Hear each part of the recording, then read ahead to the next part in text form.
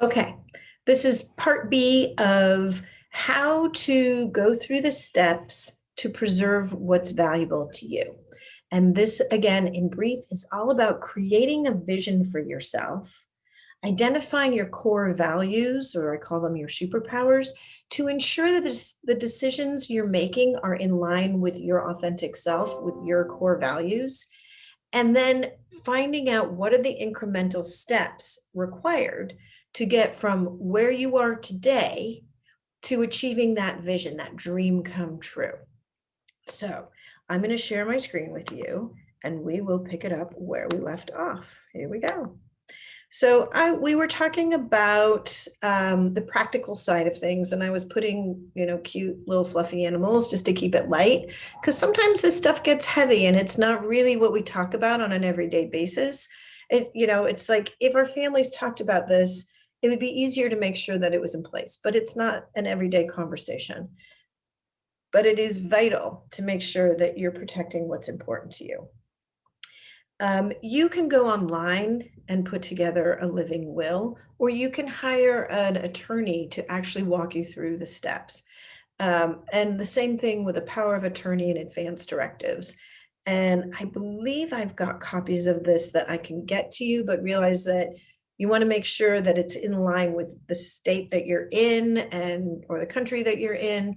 So I'm giving you an example. It's not a legal document. So make sure that you've got something that's legal for you. Okay, so create a will and identify where it's located so people can access it. There we go. And if it's appropriate for you and your family to have life insurance, then that's another thing that you can put in place for security. And also money and revenue. All of this that I'm talking about is to do what I call life in reverse, so that your end point, and I don't want that to be anytime soon, of course, is all taken care of. And so that means all you need to do is have fun between now and then, because everything is stabilized and everything's taken care of.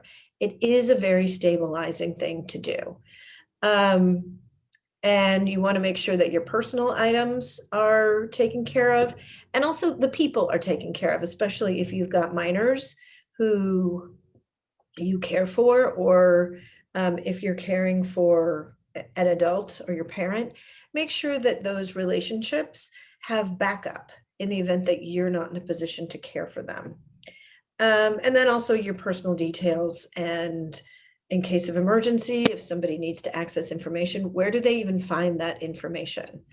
Okay, so that brings us to what's called an ethical will. And this is loving letters to your loved ones. And I've created workshops around this. I'm going to give you the high level here, but essentially this is creating your legacy of love.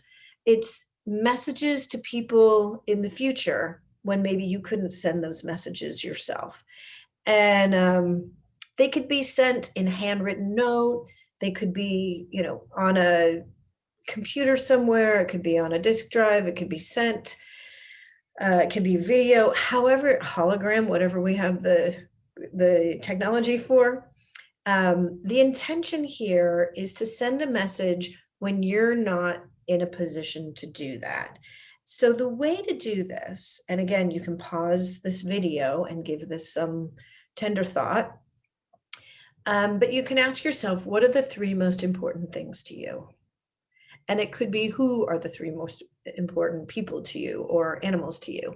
Because those are going to be the people you probably want to send these messages to when you're not available to send that legacy of love yourself. In those notes, in those clips, you can share your greatest values.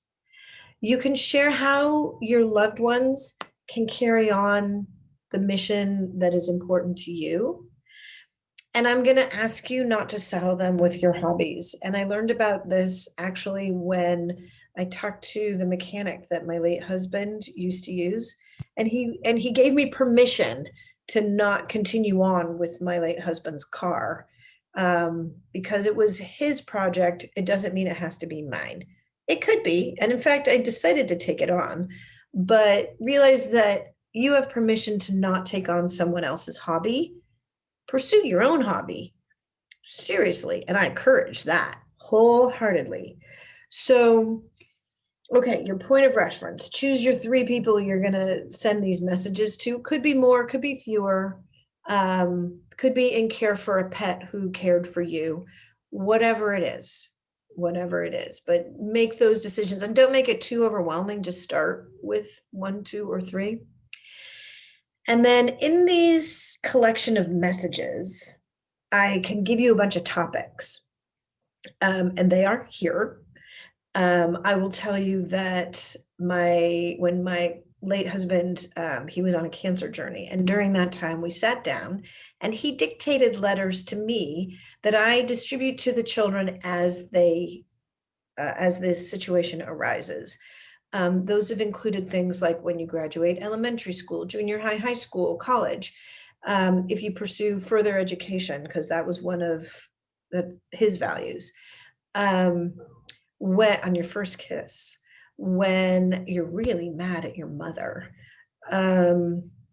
when your heart is broken the first time, when you think you found the right person, on big celebration days. He actually had speeches prepared for their bar and bat mitzvahs as well as for their wedding days.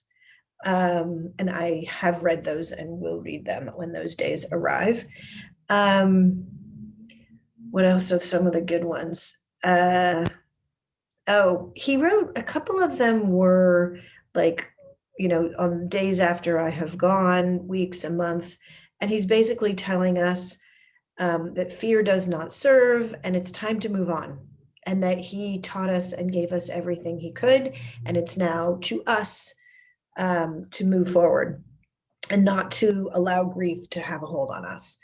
And he actually said I gave him a life worth living, which is why actually it's not why that was the name of the book. It was a coincidence. That was the name of my first book. And then he also wrote letters for when the kids find the right partner for them, when they get married or whatever they're going to be doing in the future is fine, if they choose to invite children into the world, and when I join him. So cool. But here are some titles that might work for you.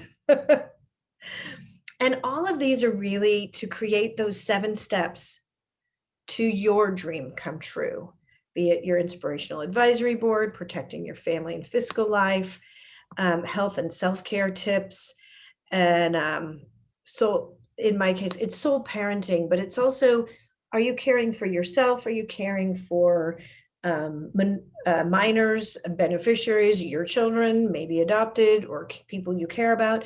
It could be that you're caring for an adult who you love dearly and you're willing to put that much connection in.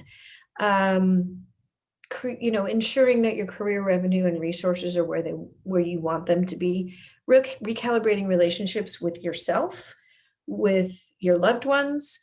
Maybe you want to invite new love in, and enthusiasm for the long run, which, by the way, I call fun and diversion. So here you go. Those are the steps. And if you need to contact me, go to yourlifeworthliving.org and just click on I'm ready, and I will be available to you. You've got this. It's really important to take care of your valuables and your loved ones. And I know far too many instances, and you probably do too, where families have been further broken apart. There have been further losses. The money was taken out of a bank account for whatever reason, or it's gone into some trust somewhere, and that leaves people in a limbo scenario. Whatever it is, a little bit of effort right now is going to make a big positive impact to make things smooth in the future, not only for yourself, but the people you really, truly care about. So protect your valuables. This is how you do it.